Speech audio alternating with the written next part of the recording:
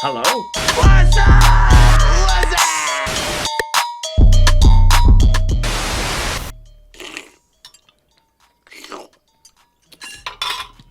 Hey, Carl, what's up? All right, welcome to Group Chat, which is presented by Arbor and Run Through a Wall.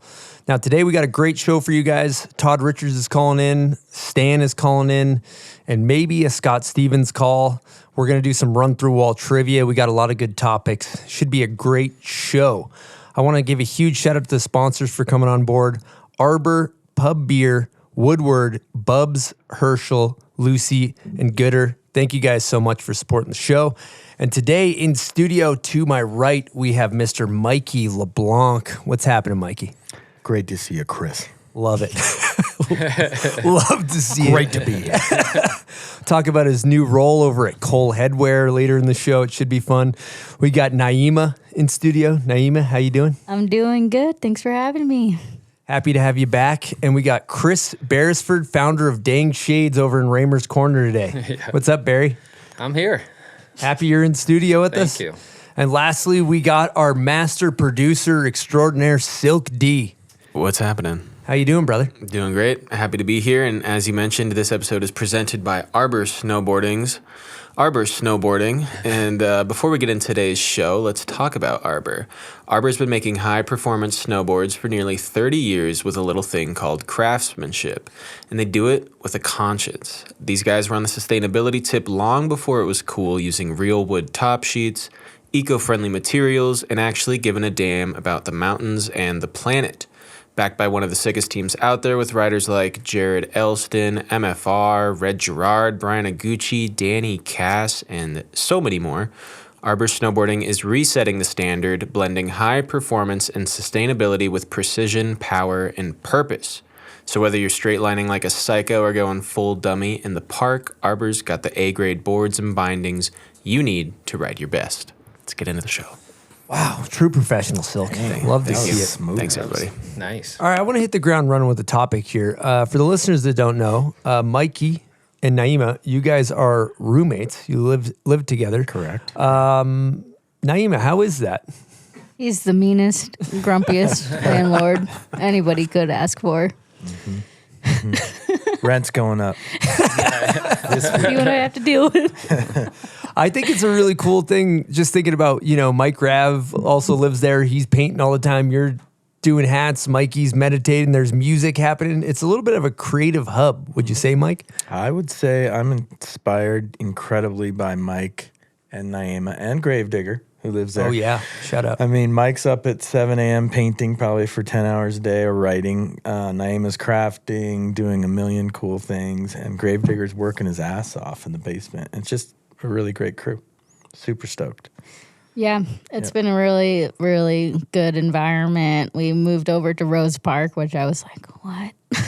You're moving us over here? Yep. But it's a blessing in disguise. That part of town is amazing. It's beautiful, and there's something to it. Yeah, and I'm like real lucky because Mike and I play in a band, Portable Windows. Check us out. And Naima's my tennis partner. Yep. So We actually have an Instagram question from your roommate Gravedigger. He wants to know who's better at tennis. That's easy. I'll let Naima take that. Mikey's better for right now. I'll get there. I just got to get stronger. Yeah, More she's going to consistent. smoke me eventually. The games are like 6'5" on average. So On a good day. once she gets the forehand working, I'm done. Okay. Yeah. All right. Yeah. I like it. All right, we're going to jump right into a staple of the show. Welcome to Run Through a Wall Trivia. Just in case you guys aren't familiar with the rules, Chris is going to read a question. You have buzzers in front of you. You will buzz if you want to answer. You can buzz before he's done reading the question, but he will stop reading when you buzz. So you better know. If you get it wrong, we strongly encourage you to do a run through a wall smelling salt. It's not a requirement, but we might look down upon you. Legally, we can't require you to do it. Yeah, legal told us that. But legal department at the Baumhole. Yep. Just illegal. I want to see Naima do one, Got so a hopefully she Team. We have a full team. Peer pressure just goes big over team. my Phil the dog is head of legal department. Yeah. And Run Through a Wall Trivia finally has a prize. We've had hypothetical prizes. It's a golden bottle of salts. And it's just salts in there. Yeah, salts. And Nice. it's spray painted. For the listeners, it's a spray painted gold bottle with a run through wall trivia winner with marker on the front of it, if you can't see it. So we're really thrilled about that. To me, this is a big up step in production. Yeah, Silk. there's a lot on the line here. A lot on the So line. focus Yeah. up. It's basically a trophy. So a lot to lose. First question. Let's get started. Who did the first gap to backside 270 on the Rail Gardens gap rail? Jeremy Jones. That's correct. Beresford's in the lead. Damn it. I was going to say that. Yeah. Okay. He had to be. You know? Had to be. Yeah. Name one founder of Mervyn Manufacturing, aka GNU Libtech Bent Metal. Pete, sorry. That's correct. I knew that. The other one would be Mike Olson. That'd be bad. Okay, next question. What snowboarder is rumored to have once slept in a coffin? Flood. Yeah, I was going to go with Beresford. Beresford got it Yeah, first? Yeah, good Oh, job. Mike, dude, you got to get quicker with that. I'm just old. Reflexes aren't there. That's why Naima's going to beat me eventually. Okay. Who has the last part in the MacDog production decade? JP Walker. Damn it! Okay, who has it? I actually don't know. Oh, you got to do assault A. Anybody else want to take a stab at it? Sadly, I was in that. 5, 4, 3, 2. Okay, Peter Line. Peter Line. There's a lot of disappointed listeners that you guys don't know Yeah. that. I mean, sorry, I'm that's early sorry. in my sponge years. I just Like, never watched his part. Ooh, I'm just gonna say, I watched JP's shit. I'm just gonna say that your guys' credibility is grenading. Okay. What is Young Dolly's real name? Any takers? No idea. 4, No idea. 3. You don't know it, Mike. Do you? Go ahead. I'll take a I stab. wanted to have a fake answer. Barbie. You're already, Damn it! You're already hitting assault. His name is Lucas Baum. Just kidding. All right, next you, bro. question. Oh shit! Forgot to put on the helmet. Oh, damn. Pop it on. Yeah. We have to do it all Quick over again. intermission. Pop it on. We'll just keep going. You should not hit starting assault over. just for that. Yeah. Yeah. Where are we that's at for assault. points right now, Silk? Right now, we got Beresford 2 points, Naima 1 point. I'm negative. How many two. does Mikey have? Mikey's not on the board. He's not on the board. I He's think we should got the have most attempts, We though, should have maybe. negative points. Oh, you Yeah. technically get it wrong, you Minus lose a one. point. Yeah. I think we should do that. Yeah, Mikey, I I'm see. I negative owe 2. you I got 2 to fight salts my way on back. here. All right, next question. In a snowboard video, Dave Chappelle says, "Holy shit, was that an inverted cab 1080 with a melon grab? That bitch is crazy." What rider is he describing? Danny Cass. You didn't hit the buzzer. Danny Cass. That's correct.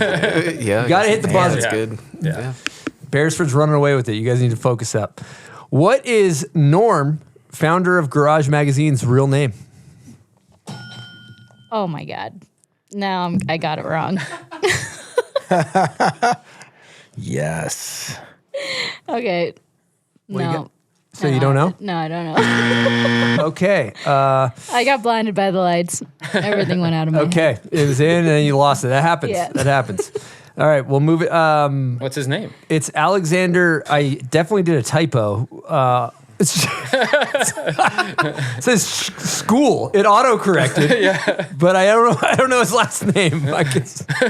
Sorry, Norm. So I actually don't know the answer. So maybe I'll do assault. I think you get a I buzzer, don't bro. know I'll if do he a salt. has You need a a buzz. real name. I wish you didn't ask that, Beresford. I thought I could have got out of that one. Okay. Let me just hit assault here. All right, we'll keep things moving. Okay, who was the founder / pro rider? Who was a founder and also a pro rider for Air Blaster? 5, 4. Oh no, Mikey's grenading. Blanking. 3, Who's the dude? 2, Alaskan out. 1. Shit. Anyone else? Travis Parker. Yeah, Well, duh. who's next on the I buzzer? blanked. I blanked. I'm waiting for a buzz. Well, I You hit, know, I has hit the anyone buzzer. buzzed? I buzzed Naima. it. No, Travis Parker. Naima. I had to hit the buzzer. Did you? I was Hey, waiting for a I- buzz. So it's Yeah. so you guys both knew who we giving it to, Silk? No, I can have it. I'm just gonna. We can split the point. We can Yeah, do it. I was thinking Yeah. going halvesies. Give him a half point? All right, I like that. I can't believe it. Okay, next question. Ready with the buzzers. What company did Travis Parker ride for before Capita? Oh, K2. That's correct. He's on the board. yeah. Woo! Good job. That's major. Sorry, Okay. blew out the speakers. Don't call it a comeback here. Okay, follow-up question to that. What pro model skate graphic did he rip off for his pro model board? Muska. That's correct. Damn. Good one. I mean, those are the years I was paying attention. I'm glad you got that, Beresford. Who won women's street-styled X Games in Aspen this year? Iris? That's correct. Boom. Okay, what are we looking at for points? We got 2 more questions. What's Iris's last name? Damn. It rhymes with fan? 5, Fam? 4, 3, 2. What do we got for points, Sil? Right now we got Chris with 4.5 points. Naima, you have 2.5 points, and Mikey, you have 1 point. Mikey's okay, so Thank Mikey you. doesn't have a Thank you so chance to much. win. We're doing pretty good. Okay, who is the first rider to do a 1-footed double backflip into powder? I'm going to say Bodie. That's correct. Last name? Merrill. Okay, good. Because somebody said Bodie Miller as their answer on one of skier, these, which is actually, actually yeah. a pro skier. Yeah. All right, last question. Could have been Rippy, though. What 2-time rider of the year once sprayed himself in the face with gasoline while filling up a snowmobile? I mean, I'm willing to get one wrong. Bodie. That's correct. All right. Congratulations, Bear. You won Run Through Wall Trivia. You won our first you prize, you're our trophy. first prize winner. There you go. Of the Nice golden job. bottle of salt. Thank you. Well pretty played. good. Perfect. Yeah, Bodie sprayed himself in the face with gas once. It was hilarious, actually. I slightly remember you telling me this story. It's So. one of my favorite memories of my life, actually. You were there. I was there. He came. I was in the gas station in the convenience store, and he came in. He couldn't see. He's like, "I just sprayed myself with gas." Wow. I've told the story on air too many times now. Probably people haven't heard it, but it's very funny. I didn't help him. I just laughed. Well, You're wondering. what do you do? What do you do there? Spray him with gas. Yeah, you just laugh. That's what your friends are for, is to make fun of you. Right, Mike? Yeah, absolutely. Okay, let's get things fired up here. We got a lot of questions. Silk, why don't we hit a Patreon question early on? We got a lot of heaters this week. Let's start with a question for everybody. This is from Cake Pound Crew. Yo, big fan of everybody in the booth. If you could only watch one video part for the rest of your life, what would it be and why? Damn. You don't have to hit your buzzer. I'll jump in there because I already know. Travis Parker, After Bang. I love that part. A lot of great blend of fun and A-grade savage hammers. And for me, it's almost DC Mountain Lab, the first movie. That vibe just makes me want to snowboard. And it, like, year after year, I go back and it's the same feeling. It's like, and that's what it's about for me. Solid answer. That's sick. For me, it's not a part, but the whole movie. It's Susie Greenberg. Always come back to that's it. It's cool. my favorite. Makes me want to go snowboard. That's what it should be about. Yeah, if people don't know, that's Scott's baby from a few years ago. Susie Greenberg 270. Check out the YouTube channel. That's 5 years old now. Is it? Oh Yeah, it my was God. 2020. Damn. Crazy. We're getting old. Yeah. Mike, what you got? It's tough. It's real tough. I was going to say Jamie Thomas Misled Youth because that got me fired to snowboard. But since this is snowboarding, probably MFM Back in Black. Yeah, that's Just good. So good. But it's like, I guess sometimes I watch the gnarlier parts, and like that doesn't always get me excited to go ride the resort. Yeah. I almost want like the Travis Parker, Yeah. like he Yeah. blends the fun so nicely that you're like, I want to do that. Yeah. You know. Yeah, I just think that song with Mark Yeah. and his style just makes me want to like Right. be. Well, you think about Mikey's snowboarding, it's generally like You're going. flying off Yeah, of yeah. shit. So Yeah. that makes a lot of sense. Like the only time he goes snowboarding. Right. Yeah. That's true, actually. Yeah. Me and Mikey do it a little different. I'm like, I'm dicking around, you know. Basically, Good question, though. I love that question. how would you describe like what you do when you go snowboard, Mike? Can you sum that up of like specifically what snowboarding is for you? Yes, I've dialed it in. If there's no opportunity to jump off something, then I don't want to go. Like straight up, I don't care. Yeah. It's either a cliff day at Brighton or a stair set, and that's kind of narrowed it down to what I like at this point. I'm out of my exploratory phase. I've really dialed into what I'm into. Well, let's talk about your new role over at Cole. Okay. A lot of people want to know. We got a lot of Instagram questions about it. Yeah, cool.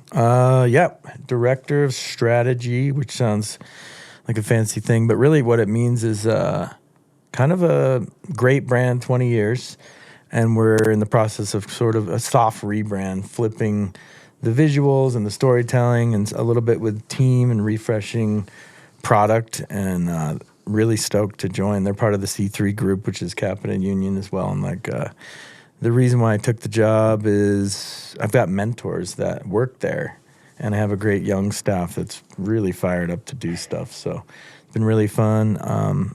It kept me really busy. Didn't snowboard much this winter, actually. So what does your day-to-day look like over at Cole? Like, what are you doing? What kind of stuff behind the scenes? I mean, I like to start the day with big thinking, like block out like 2 hours for strategy, and then lead into product and marketing things later in the day, but really just big picture in the morning.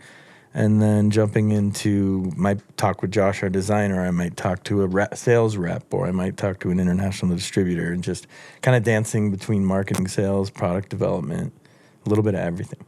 So what projects, since you've been on board over at Cole Headwear, have you done that you're excited about? Anything stand out to you? Couple things for sure. I think one of the things I saw coming in was the lack of, people think hats when you're at a retail, or like even when I came into the brand or other headwear brands, they're like, yeah, it's an accessory, it's unisex.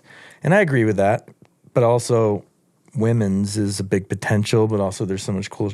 Actually, in snowboarding in general, women's is one of my favorite things happening in snowboarding. It's most fun to watch. So focusing the brand. Currently, the team we have more women than men on the team, which I think is really cool.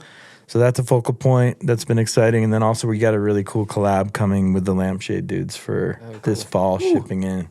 So you heard it first on the bomb hole, but that's sick. So a little tight collab with Parker Blake and Nick and their whole crew. Cannon's part of that. So that was fun. And on the subject of headwear, my child actually is a big fan of Naima's headwear brand. Naima's a big part of the team. Yeah. She's I was thinking team about member. signing on your child as my first sponsored rider. for sure. Yeah, it's a little frog. It's a frog-inspired baby beanie. Mm-hmm. Yeah, and you can name the hat the Chip. The Chip. That's We will motto. negotiate. We'll name it Chipmunk. You can make a chipmunk hat. Exactly. Yeah, let's go. And then we'll talk about the royalty agreement later, but we can get into that. But you're no stranger. I'll talk to Britt. To making your own headwear too, right? Mm-hmm. Aside from Cole stuff. Yep. Yeah, it's kind of a blurred line situation. I think if I craft my own stuff. Mm-hmm. You guys are good? We love it. Okay, because I'm not stopping.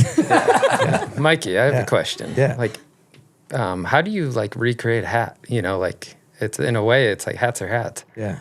Well, I mean, luckily I have a really good designer. But for example, this hat looks like a vintage hat, but when you pick it up, it's got like an EVA brim. There's a lot of. Yeah. How do you change any product, not just a hat? Well, I'm in the same boat with some eyewear. It's like sometimes I'm like the best stuff. It's kind of been made. I think the best way to create something new is you want my kind of equation is give people 80% of what they've seen before, so they're comfortable, but change it 20% so it's new. And for example, this hat is technically different than a vintage hat, right? But it looks like a vintage hat. Yeah. Or, like 80-20 rule is something I like to live with. It's like, the best brands like Cotopaxi, you probably heard of it. If you really look at the brand, they're probably, I don't even know how, $100 million brand, but it's really just Patagonia repackaged with brighter colors and different blocking. Yeah. Like nothing changed. Right. Just a color change. Uh-huh. So that's a good example of a brand that did the 80-20 thing. Yeah, and I know nothing about Cotopaxi, but that's what I would put it on the same scale, where I'm like, it just has... They make a good product. I'm not dissing. It's just like, right. If they came to market and tried to reinvent the wheel, the customer's like, nope. Not into it. I've never seen this. Yeah. Let's just talk about Dang Shades for a hot second, because that's your baby. What's up with this? Real quick, interject. Naima's on Cole and Dang. Oh, wow. Star athlete. Yeah. The talent. Let's go. We got the suits and the talent here. Yep. Yeah. So Dang, how long has it been since you started Dang? It was '07, so 18 years. And I Awesome. mean, it was slow those first, even 8 years because snowboarding was the focus. And the last 10 have really been, that's my focus. And it's been a hell ride this year with everything going on, but we're hanging on. We got a question from Louis Vito. He wants to know, Sick. at what point did Chris realize Dang was no longer a hobby, but an actual business? I mean, it was never I was kind of bringing in more from the early stages. So it was never really like a hobby. It was like that was paying my bills just as much as snowboarding was. So it was different because now I have like a full-time employee. So now it's like, if I have a bad month, I'm like, oh shit. Where like for many years, I was like, it'll be fine because like I won't take a paycheck that month. So I mean, I guess really the last 10 years. I guess I'm not trying to Louis Vito this answer. Like where I've been like kind of like, shit, I should like keep pushing, Because there was some time like where I'm like, fuck, I like, you lose a little bit of the passion and like, I like would fall off a little bit, keep it going, but I wasn't like trying to push social or, you know what I mean? Like I would just be burnt out after the winter and it's like, and then summer would come around and I'd post something and I'm like, nobody gives a shit about this, like who gives a shit? It's a lake and a pair of sunglasses, everybody's doing that. I think it's really cool to go back and talk about. I just have this like vivid memory of, we were all working at camp together and you got like a box of sunglasses. Where'd you get them from? Dollar store or something? I was, it was just random Google. Like I was finding dead stock. Yeah. Like, and it was just shit that had been sitting in a warehouse from the early 90s, maybe the 80s. And I would just make a bunch of die cut stickers or whatever I could find for sunglasses. Those are Dangs. I would just slap a little decal on them. And that session, maybe I'd sell 36 pair. And that was a win for me. I have a couple questions. Yep. Why sunglasses? Why? And then the second is, so I'm assuming this started at Mount Hood. It did, yeah. And what was that like, and why do you think that I'm assuming that led to what it is today? Oh, I mean, I've always liked sunglasses since I was a little kid. Don't really know why. I just was attracted to maybe the colors on face. I'm not sure. And Mount Hood, it was the first year being a coach. I think they paid us a couple $100 every 10 days. And I was like, this really doesn't make sense when I got home back to Mass. And then kind of like that's when my gears started turning to like have a little side hustle. Cool. And it's sunny, so you need sunglasses, I want to ask something too, following up. Like, it seems like you have a really cool relationship with riders. You let them get really involved with product and do these cool drops. Like, how do you identify, how do you identify the people you want to work with? I mean, everybody's a friend first, but it's like organic as hell, you know? Yeah. Like, and if, I just listen, and people they're like, hey, you should do this. And I'm like, well, let's make it your colorway or, like. That's cool. Yeah. I don't really put in like a whole lot of thought. That's the nice part of being small. I'm like, yeah, it's a good idea. Let's do it. Yeah. I'm not like bouncing it off of other people, Yeah. Or it's like that style or model is almost like it's time for a reorder, like it with Nye's sunglasses. You're telling me you don't pass it through, run it by the reps and everything? I do nothing. I'm just like, All that. Let's do it. which I should probably do a little more of, but that also like takes away the fun. So it's really kind of rider. A lot of those pieces are really rider idea led, which is cool. Staying tapped in. Right. And like sometimes those ideas don't sell well, but I like that, It's like I keep making the stuff that keeps the business afloat, but the cool shit is what keeps it fun. Yeah, that's dope. Yeah. Love that. All right, we got a question for Pizza Minot. Beresford, what is the greatest challenge with Dang Shades and what's your favorite part? Jesus. I mean, I think the challenge sometimes is just like staying excited.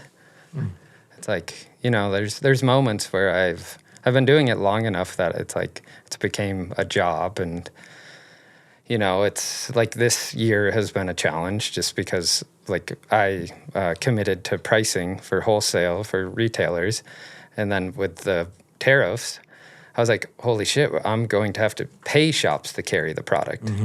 And then I have reps that get 10%, you know, and I'm just like running the numbers, and like that's been the most recent challenge for them. And then it's like, you know, you're into it for literally like my production cost was my down payment on my house. And I, you know, you just think about how much time it takes just to get back to zero, you know, to cover that production cost. And it's hard on my mental at times. Yeah, For sure. Well, speaking of the tariffs, we're gonna call Todd Richards and see if he picks up, because Todd, you on the line? I'm on the line. Oh, we got Richards here. Hi, Todd. Hey, Richards, Todd.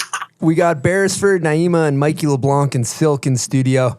We're just spooling up the topic of tariffs and how it's going to affect the snowboard industry. I'd love to hear your take. Well, I think the first thing that it's all about optics, right? Like that's snowboarding in general. And I think that if we start calling it terrific, we can really turn people's attitudes That's true. around. I like this spin. That's You're a it. marketing guy. Yeah, that's good marketing.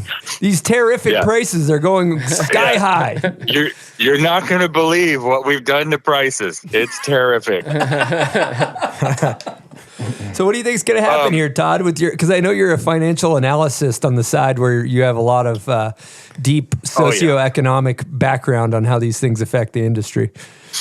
Sociopathic, economic, whatever. I think really what I mean, like, I don't know anything other than the fact that I'm watching people that I know that own businesses, small shops. It's like a yo-yo, dude. And everybody that I talk to, you know, from the brands that I work with to the shops that, you know, that are the backbone, the people don't know that you can't plan. Like every other day is like I mean, just last night it was all of a sudden all the tariffs got blocked by the Supreme Court or whatever, or these judges. And so what does that mean? Like, our prices, is anyone going to lower their prices, or is this just like the new prices? Like, I just don't know. Mikey, and Beresford, you guys both own companies. What are you doing? Guessing. It's just a guessing game. Yeah, but like, it is a guessing game, but at some point, you know, you have to raise prices, because depending on where you're having shit manufactured, the tariffs are bigger or smaller. But, you know, if you raise prices, it's really hard to put the genie back in the bottle. Like, and okay, we're going to reduce prices now. I don't think I've ever seen that happen in any industry where we're like, you know what we're going to do is we're going to make it cheaper for everybody. Yeah. Yeah. I will be the first company to lower prices, though, if that happens. You heard it here first. Yeah. That's actually amazing. Just because, you know, I want to be legit, and like the customer I'm after is me as a 22-year-old who didn't have a ton of money, you know. Keep it affordable. Yeah, my view is similar. That's amazing. It's like there's a healthy margin for a shop and a brand. So maintaining that, so it's a good deal for everybody. If it's a great deal for the brand and not for the store, if it's a great deal for the store, like Chris before we called you was saying, he might have to lose money shipping his stuff in. Not a great deal for you. Not a good decision. No. So like, fair deal. If the prices go up, we all try to get ours, you know, a healthy margin to pay our employees, keep the lights on. And then if they come down, make adjustments. And we don't know right now. Right now, it's just completely all over the map. I saw that thing last night, Todd.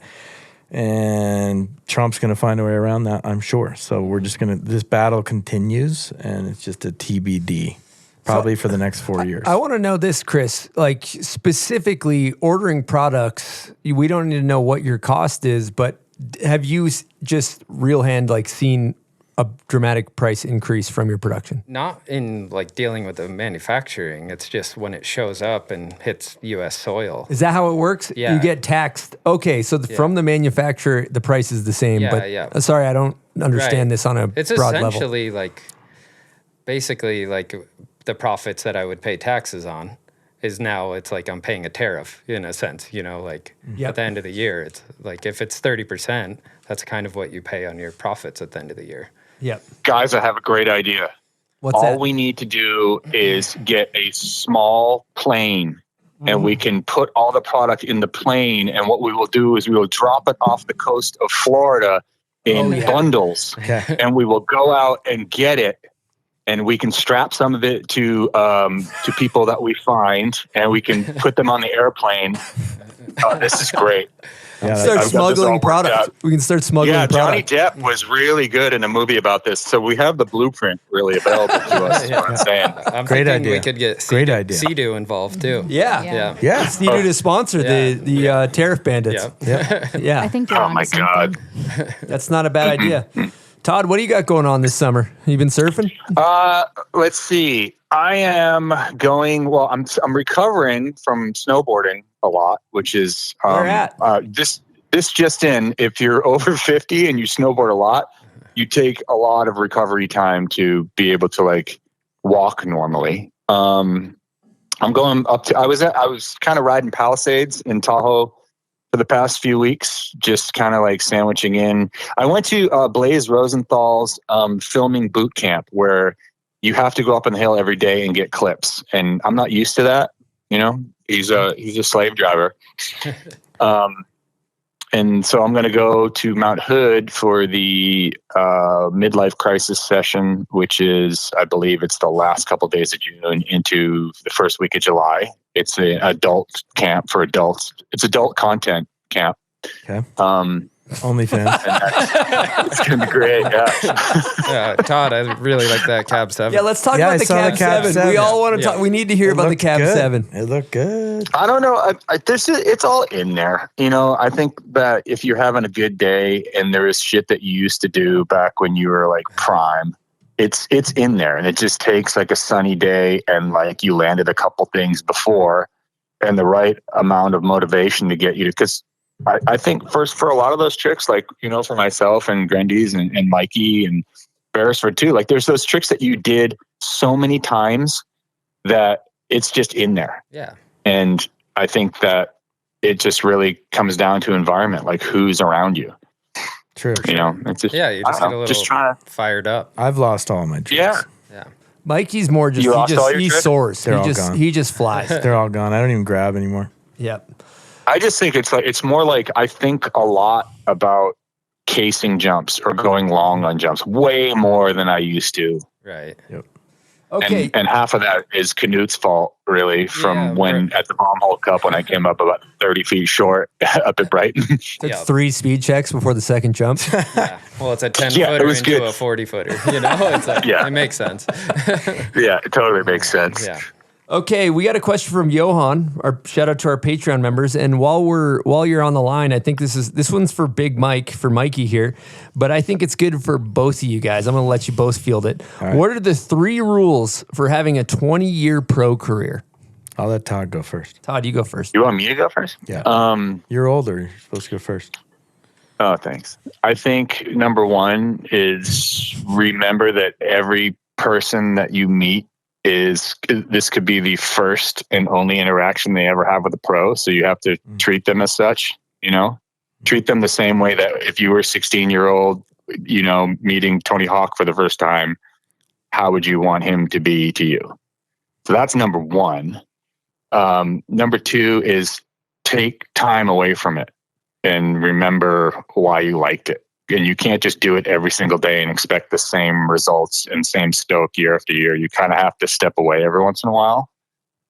Definitely. And try to just don't be a dick. Yep. Those are I think that should be, Those are that you good should just rules. lead with don't be a dick Yeah. Good in rules. general. fantastic advice. Mikey? Those were all great, Todd. I think the thing I like to ask riders now, you know, I was just looking for, you know, I like to ask riders who's good, what's coming up. Everybody's good at snowboarding. So what else? What else do you got? Like, is it a music thing, or you're into crafting, or you're like just super nice, or you're a dick? Yeah. But have something else other than just talent. Like, let people know who you are. It's really important to have. I like to, you know, I coach some younger kids. It's like, how do you define your own lane for a long career? I think it's really important to stand out. Second would be, if you do make it in a pro career, let's say you get to the point of 5-10 years in, someone helped you along the way. now it's time for, if you really want, you might get bored. I got bored as shit 10 years into my career, and I was like, oh, started helping other athletes out, those young amateurs. So reaching the hand back, bringing them up with you, and there's a mutual exchange of energy. So I tell you, that's really important. And then last, I would say taking care of your body and eat right. It's really obvious, but like I think before even working out, what you eat is the most important thing for health in general. Ooh, Todd, you really ate really good your whole career, right? No, not at all, actually. Yeah. I mean, I was like, it was just like Chewy Sprees and Crystal Pepsi was like, that was like some of the food groups for years. But I think it's, my wife is kind of like really tighten the reins on what goes in, and I think drink a lot of water instead of instead of booze. Water's That's probably a good one. That's a great one. But some of the best careers, they skyrocket and then they grenade and fall off. Those are some of the most cherished. So that is an option as well. It's not a 20-year career option, but right. I love Palmer's career. It's like, that's a snowboarder that like as a child I was like, damn, that guy's sick. And then well, he's still like he's still so gnarly, and I just think that he's and to be that gnarly at so many different sports is crazy. Like I was going down the rabbit hole on Palmer because I've been reading these old transworlds and stuff online. And Palmer, like, not only did he dominate in snowboard cross and then half pipe and then mountain bike, but he also like ski cross. Oh, yeah. Like he was the gnarliest guy at skier cross, and then he was the gnarly guy at snowmobiling, and then he was the gnarly guy at moto, like mountain biking too. Yeah, like all this stuff, and partying, and he had one speed, it seemed, and it was fast. He's still around, probably killing. He's the only one that I can say, like, when I say don't be a dick, like, or be a dick, but be the best dick you can be. Right. Yeah. Amazing. Totally. So, question: You're going to Hood. You see that new airbag High Cascades got? Oh, I don't go near those things, dude. You're not going near it, huh? No, our airbags were made of wood. All right. It'd be great, but I've like tried, and I was with you, Chris, when you tried to flip. You flipped into that airbag at Copper. Like they're not, it's not like that. Much of padding. Like you can get pretty messed up hitting airbags. Yeah. And they're sticky too. So it's like it doesn't relate to actually landing, if you ask me. Mm-hmm. Like that, I'd rather have like a Charles Beckinsale step over jump that like onto a rail that you can learn. Question: Cab 7's there. How far away are we from Cab 9? I don't think it's that far. I think it's more like being really comfortable with the jump, and even like, because if you can do Cab 7s, you can do a back 9. It's like Cab 7s are kind of just like, I don't know, like if you come around and you land backwards. So I'm like, okay, well, that's like, 3/4 of a back 9. And then for Cab 9, you just kind of like whip a little more, Yep. Right. I don't know. I have been finding like strange habits that I didn't have before since I've been kind of like doing tricks again that are really weird, like doing tricks completely different than I used to. And I'm not saying that's good or bad, but it's really strange the way your body kind of just figures things out again. And I don't know what will happen if I try to just hook into a Cab 9 off the heels really hard and grab melon. I might just start flipping out of control like a throwing star in the woods. I feel like the way you did the Cab 7, you'd probably land tail heavy on a Cab 9. Yeah, exactly. Yeah. Well, we're looking forward to it. We hope you find a day where you're feeling good Come and on you up. chuck one. I want to see a Cab 9. It's an open invite to everybody to come and play. Come play with the old people. I think you got the Cab 9 tail is what I want to see. Have you ever done a Cab 9 tail? He had a good back 5 tail. So yeah, he's got the Cab 9 tail. Yeah.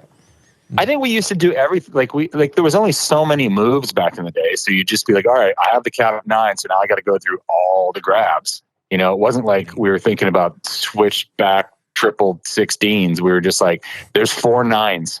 Right. That's it. Figure out all the grabs. Insane.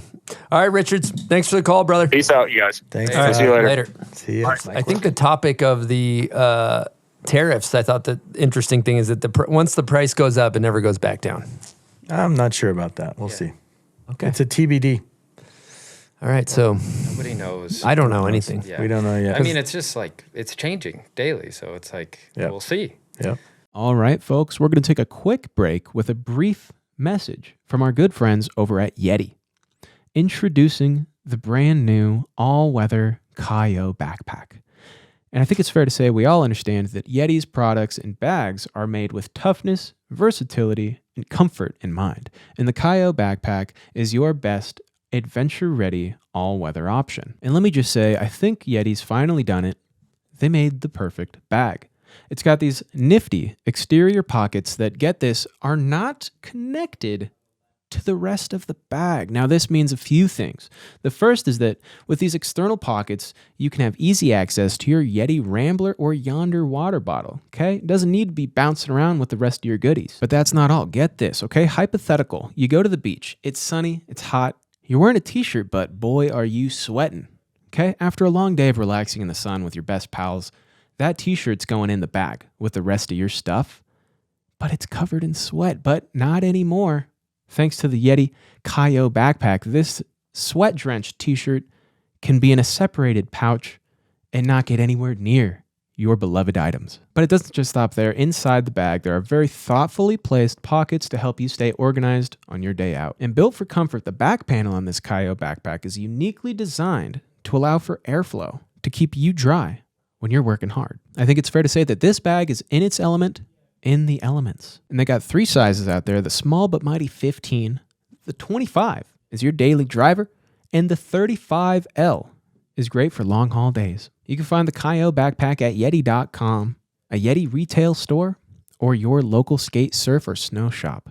Get after it, folks. Okay, people, breaking news. Bombhole's doing Adult Camp Week at Woodward, August 10th to 15th. Now, if you're an adult that wants to go to summer camp, learn some new tricks, and have an awesome time, I highly recommend checking out Woodward Copper. We'll be there bringing the vibes. We're coming through with Seth Hewitt, Joey B, how you doing? Myself. We're going to be having a blast on hill. They got some of the best coaches on planet Earth. It's also for all ability levels, whether you're a beginner, new to park riding, or you're an advanced rider. There's stuff for everybody. They got all different size features. They got the indoor facility in the barn. If you want to chuck on a rollerboard into a foam pit and then take it to snow, they got you covered. Great skateboarding setup. There's golf. You're at high elevation. The ball flies very far. So I recommend checking out coppercolorado.com, signing up for adult camp. We'll be there again August 10th to 15th for Bombhole Week. We'll see you guys there. All right, we're going to keep things moving here. We got a call with Scott Stevens. This call is brought to you by Smith Optics. They make some great sunglasses, great goggles. And we got Scott Stevens on the line. What's happening, Steve-O? Hey, guys. Not too much. The babysitter called out today, so might get a little hectic here. Daddy Daycare Steve-O. A normal, I feel like this is a normal call. Amazing. Well, it's lemonade. You got Mikey LeBlanc, Beresford, Naima, and Silk in studio, if you're wondering who else is talking. Oh, wow. What up, Steve-O? Hey, Scott. Oh. Hey, guys. Howdy. That's a great subject. That's awesome. You guys. How's that? Beresford, amazing. Oh, yeah. How's balancing dad life with being a pro snowboarder these days? It's hard, dude. It's hard, but yeah, it's super hard. You can drink it, yes. It's super hard, and you guys are calling about Smith, right? Well, you're brought to you by Smith, technically. We're really just dude. calling. Well, I want to give him a shout out just because I think I landed on some of the best sunglasses I ever have had from them in the 2 decades I've been running. But yeah, they're called the Resolve, and they rule. Okay, that's my plug. But Are those Yeah, fast shades you were wearing on the golf course? yeah, man, those Nice. things are incredible. Yeah, they're definitely. Oh yeah. We went golfing. Yep. Put them on, but I I never really noticed the sunglasses where they fit on my nose, but those ones just on my nose so comfortably. So that's a huge thing for me. I'm sure. I'm going to derail this whole topic derail here for a second. I'm going to derail it because there's a bigger topic. You guys went golfing recently. I'm going to have Beresford. Can you dissect Scott Stevens' full swing driver? I mean, it's mid-conversation. And, you think he might take a practice swing? The ball's gone. He already hit it. He's still talking. It's amazing. Yeah. And it's not a baseball bat. It's a golf club. It's just a rip. Yeah. It's like he's swinging a home run, basically. Yeah. You played well, Scott. Thanks, Chris. I mean, Chris is good. I told them when I was playing with them that it's like not a cop-out like how I play golf. It's just that I'm so meticulous with snowboarding and skateboarding that I can't have that with another thing in my life. So I just like going out and hanging out. And it's like, it's cool to, I can't really speak for them, but for me, I know I'm like definitely like laid back playing golf, which is like not really how I am when I do the other things, if that makes sense. So, but that's also a healthy thing for you to like not give a shit, Yeah, for sure. And I honestly think that for people around me, it might be easier to hang out with me if we're playing golf because I'm like I'm really enjoying myself. Mm-hmm. Yeah, it seemed like you were. It was fun. Yeah, that was really fun. All right, let's get into. I don't keep score either. Let's get into Scott Stevens' summer plans. We getting on board this summer? What's the strategy? Yeah. So I don't even know if I talked to Mikey about this, but I kind of kept it under wraps, but I kind of hurt my knee in March pretty badly. Oh yeah, you should call me right away. Well, I just was like, I didn't tell many of my sponsors because like I was kind of embarrassed, I think, I live in like a great area. I don't think I thought that 10 years ago, but now I'm just like, I can snowboard this summer and get my fix. So that's my plan, is to snowboard a good amount. Timberline hooks me up with tickets usually. And man, I was just scrolling my phone and I saw that Daniel Frank's coming to Mount Hood. That's sick. So that got excited. I thought he was going out for midlife crisis, and I was like, dude, I think I'm going to have to go watch him ride Hood. He still got it. Oh, yeah. All the energy. I agree. 100%. Yeah. So that was exciting for a dude like me. But yeah, just ride Hood and maybe just try to get my legs a little stronger. Because I saw help me out with this name, Chris. You're like in this realm, but it was maybe a kinesiologist. Does that sound right? Hard to say if you don't know. Yeah, well, it was like a different form of like a chiropractic, but she was like doing these tests on me, and she was just like, well, "What do you do for a living?" And I was like, "Oh, I'm a snowboarder." She's like, "How do you snowboard?" She's like, "Every single muscle in your body is offline." Wow. And I was like, "Well, we find ways around it, Yeah, I feel like once the camera's on, that's how you find your way around it. Yeah, you just go hollow head. For sure. Yeah, for sure. You just get focused and tunnel vision on something, and that's how I've always been. So I saw you got a signature session with Gigi Ruff. What a trip to think back to your 12-year-old self and you think you and Gigi were headlining a camp together. Well, if I did the math there correctly, I wouldn't have known who Gigi was when I was 12. So touche. I was okay. Well, that's because Violet's pressing the button.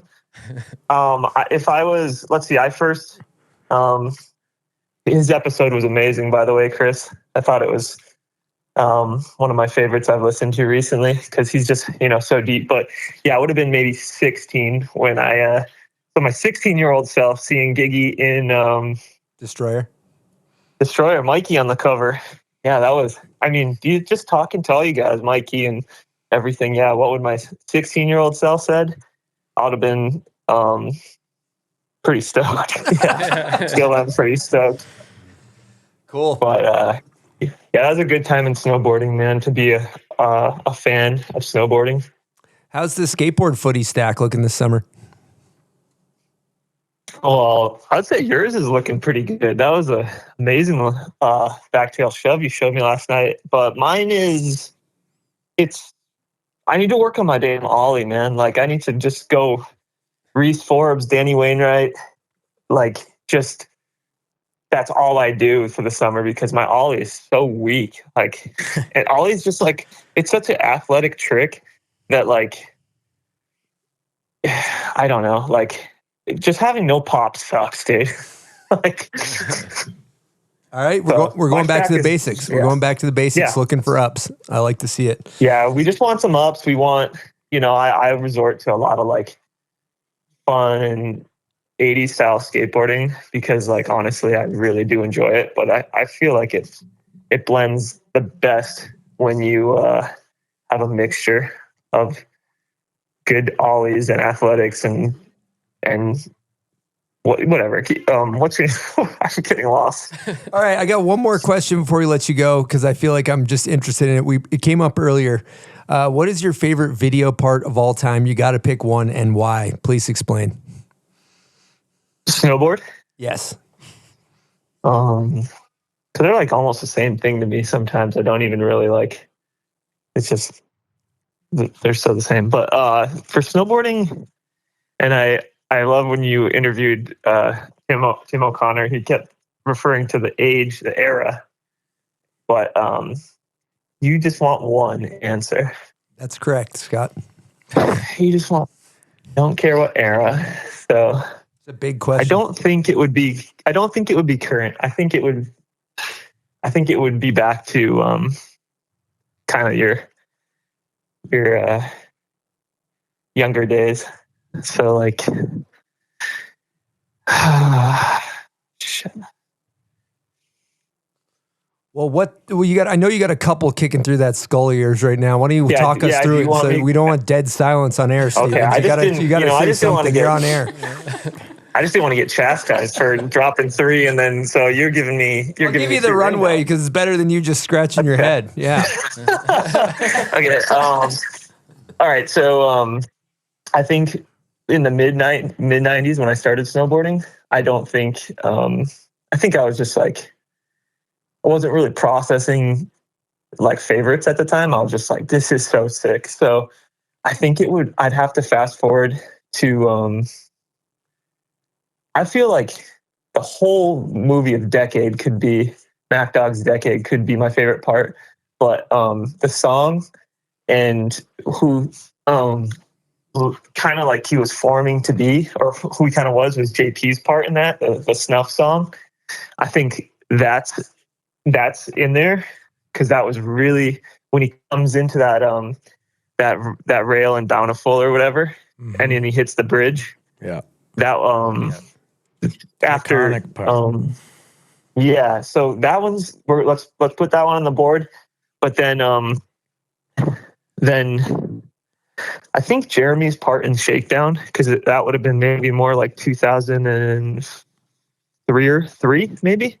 I think Jeremy's part in Shakedown was pretty heavy for me. I remember thinking to myself, holy crap, dude, doesn't get much better than this.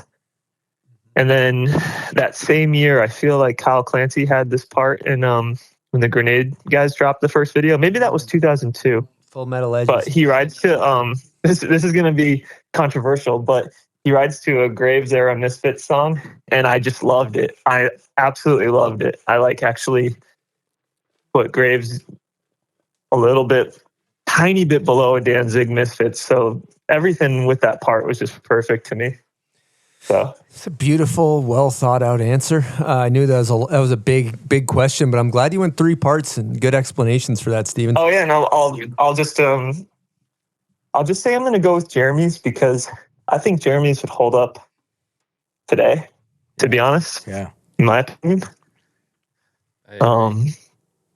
Just like, man, I just love when Tab 9 was just, I mean, they still are, dude. Backcountry jumping, not that much different in a sense. Like, I mean, obviously Travis and Nico and those guys, but a Cab 9 is still sick as shit now in the backcountry. Yep. That's pretty crazy to think. A lot of FTs in there. Yeah, it was epic. That back for. I mean, Mike, you saw it. You saw it like I saw some of it in firsthand. person. You know, Yeah, some of it in person. yeah, And I think he was nursing like a couple slip discs in his back that whole part too, which is some insider knowledge. It's a very tough man with great style. Well, yeah, and thanks. Sorry, I could go forever. But yeah, thanks for calling. Shout out to Smith. I've literally been on the team for 20 freaking years, so That's awesome. appreciate what they're Respect. doing. is that a Queens of the Stone Age song that Jeremy rides to? I was just That's what Jeremy rides. That's what it is. I was trying to think of it. Okay, So sick. cool. Yeah, because the song is so important. I think if I'm not gonna, I hope I'm not boring, but like, I think sometimes like video parts, like a Mark Johnson or something, like when you look like you wrote the song, but you know, like Mark Johnson, like you could tell me he wrote like a Built to Spill song, and I'd be like, makes sense. It's perfect, you know. So like, that's usually my favorite parts. Have to be a song that really resonates with me too. So I agree. You Amazing. can completely ruin a part with a bad song too. totally. All right, Steve-O, thanks for taking the time, brother. Great connecting. Yeah. Have fun, guys. Nice. That's a really cool lineup. Later. Bye, Scott. See ya. Amazing getting inside the mind of Scott Stevens always. Yeah. See him balance the dad life with some snowboard nerd action. Dad life with rad life. Dad life with rad life. All right, we're going to talk about Herschel outdoor equipment. You may have seen them. We give them to all of our guests that win Name That Video part. Pack them full of bomb hole merch. They are sleek, and they're introducing a brand new performance line for travel and the outdoors. They got Alpine inspired and designed with multi-functionality for the first chair or last minute flight. I personally use all Herschel gear when I travel. I use the roller bag. I use the big roller bag. They got great backpacks. And the one thing I like, you can take your backpack and slide it over your roller bag, and you can be a true pro traveler. All their stuff's really well made, and they're building a team. They got Arthur Longo and the Dust Box on board already. So if you're interested in getting some sleek new travel gear, check out Herschel.com. All right, we're going to take a quick intermission here to talk to you about our good friends over at Pub Beer, who just happen to be the official beer of questionable decision-making and cheap fun. That's right. You heard it here first. Whether you're just having a couple, maybe you're watching the game, Pub Beer's a great option. Cheap fun. Maybe you need 50. Did you just get dumped? Pub Beer's got you covered. Cheap fun. Every time. Pub Beer. Now, do you find yourself slowing down a little bit in your older age? Maybe getting off hill a little earlier? Well, you could be dehydrated. 75% of Americans are dehydrated. And that goes up when you're at elevation, when you're in the mountains. So I drink Bubs Hydrate or Die hydration packets. There's 2,000 milligrams of electrolytes. There's no added sugar. There's no artificial flavors. Let me tell you, when I'm hydrated, I ride better. I can ride longer. I have more energy. All in all, my vitality is just better. So if you're interested in picking up some Bubs Naturals Hydrate or Die, head on over to bubsnaturals.com and use promo code BOMBHOLE for 20% off your order. And stay hydrated, people, with Bubs Naturals Hydrate or Die. You know, earlier, Naima, you brought up a cool topic, which is the intersection off air of kind of like the creatives within snowboarding and how they kind of cross over with you with knitting. You got, you know, music, you got art, you got all these cool creative outlets. And how do you see these things kind of like cross over how do you see the similarities between snowboarding and art and music and culture?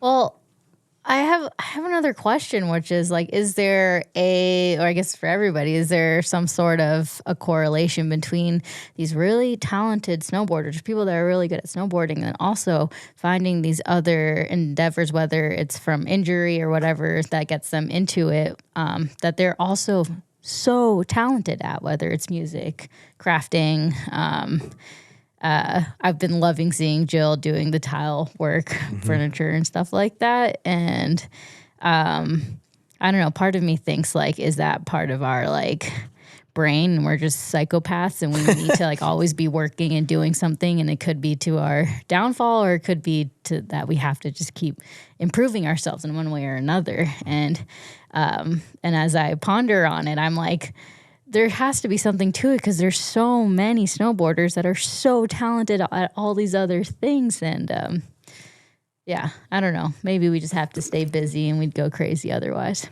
I can jump in real quick.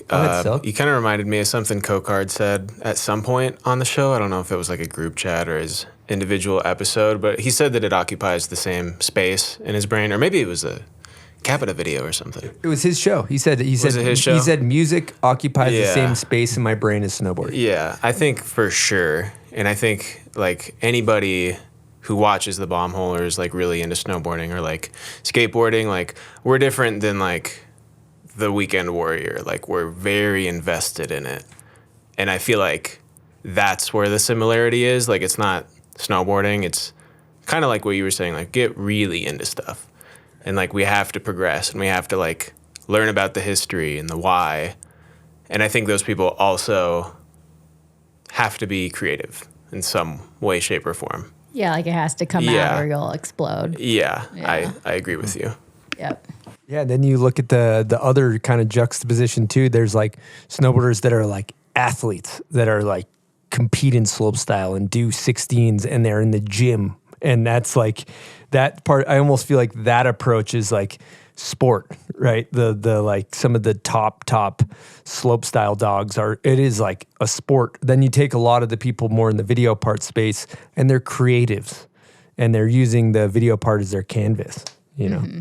But that also brings up a whole nother concept that I was talking with Estelle a while back about, where it's like, okay, everybody to become a professional snowboarder, make it in this realm, you need to have a full cup.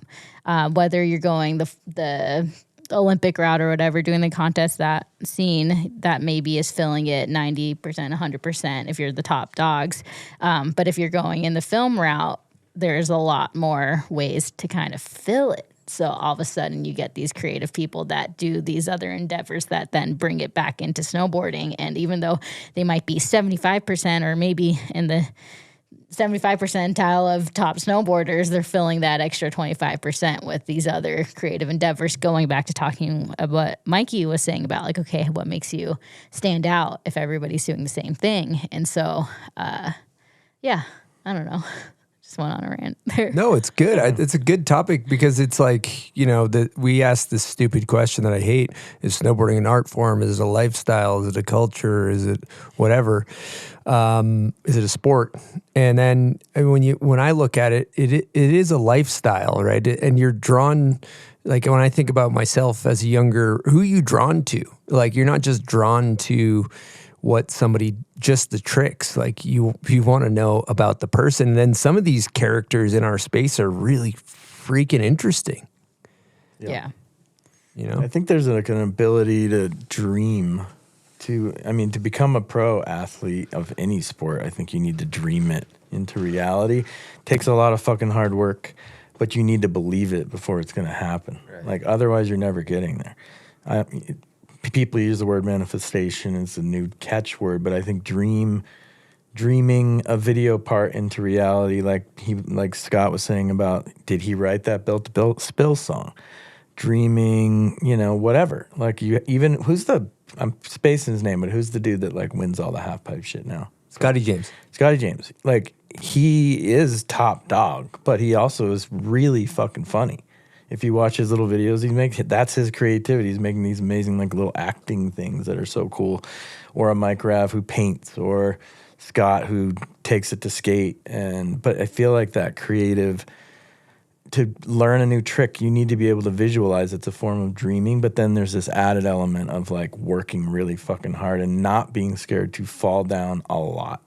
So it's dreaming and eating shit and dreaming. And I feel like, I don't know if that answers the question. No, it's just a good topic. Yeah. It's just a good rant. Yeah. I also think there's like steps to confidence along the way. Mm-hmm. Like you reach with all of it. Yeah. Yeah, like and then you become more and more confident. Mm-hmm. So that's when you do land shit first try. Mm-hmm. And you're like I'm gonna do this. Like right. Todd was saying, like stacking up the 7 to the 9. Yeah. It's like, and Naima talked about a lot this at the beginning of the winter. This is also something JP and Jeremy used to do at the beginning of every year. Is we would go out first day at Brighton, or even like the first week, and just do ollies for the whole, like for a whole run, and then we do frontside 180 and backside 180 and add these fundamentals. Yeah. And then like that's that part of those like achievement levels that you can stack onto with habits that you build. Right. Yeah, it's cool. Yeah, and then once the camera's on, you're like, I'm Yeah. good. Yeah. You know. Yeah. And then you don't want to like blow out the landing for your buddy, so that always Mm-hmm. puts that added like, I want to land this right now. You know. Yeah. And you know Am I that not you talking can. close Yeah. enough? But even the mega jocks that we're talking about, and kind of like, yeah, they're in the gym, but they have to dream that whatever True. 2160. Yeah. Like it has to feel, it's a mental game. Yeah. I feel like more than physical. You build the physical ability in the gym and by repetition of doing tricks, but without the ability to like visualize it beforehand, I think you're just done. Yeah. I feel like that's totally creative. And it's the same with Jill building these cool things of art. Maybe like the off time for her to create that, it'd be fun to call it. We should just randomly try to call her and ask her. But I love what she's doing because it is, maybe it's a filling, something she doesn't get to snowboard in the summer. I'd love to hear her take, but it doesn't seem like she's like, I think, I don't know about her, but like I like also what Scott was saying about golfing, like doing an activity just for fun as a pro athlete is another thing that might be fun to kind of transition to, because I think a lot of times when pro athletes and snowboarders try to do something else, they immediately want to be the best at it. But I love like learning something, being really bad at something, like Scott is with golf or us with tennis. Or even just doing something that isn't snowboarding, where we all put so much pressure on ourselves to do better, to be better, and care so much about. So when you do these other things, all of a sudden that pressure isn't there. Right. And you can really nice. actually really like sit in and enjoy it. Yeah. Do you feel like it's more able to be creative, like with something that's less pressure? It depends. I think that it depends on the day. Sometimes you're more creative when there's pressure being put down on you. Sometimes it just kind of comes to you when you're on your walk. Like, I don't know. I don't think you can really pinpoint when creativity comes to you. All right. What are our top 3 summertime activities to get us through no snow? Barry, I'll start with you. I mean, wheels. Anything with wheels. I mean, golf and that, but that contains wheels. You know, I'm pushing the bag around. Push cart. Yeah. But I mean, those are my like 2 things. Okay, specifically like. Oh, dirt bikes, mountain bike, and then golf. What else do I like? That's it. Yeah, That's yeah. You don't need to Right. try to fill. That's plenty. it. That's plenty. Yeah. Nye? Summertime, I would say definitely crafting, knitting, crocheting, and then camping, hiking, anything in the mountains. New hobby, going up to the mountains and picking up trash. So if anyone wants to come join us, we'll go to Brighton again, maybe next week. And then playing tennis. Okay, Mike. Summertime, I would say walking. I like to walk. I think it's the best healing thing that I do. Really simple. Tennis is my big love of. I love it for strategy and movement, and then just a lot of meditation stuff. So I do a lot of that with just to kind of keep my mind straight.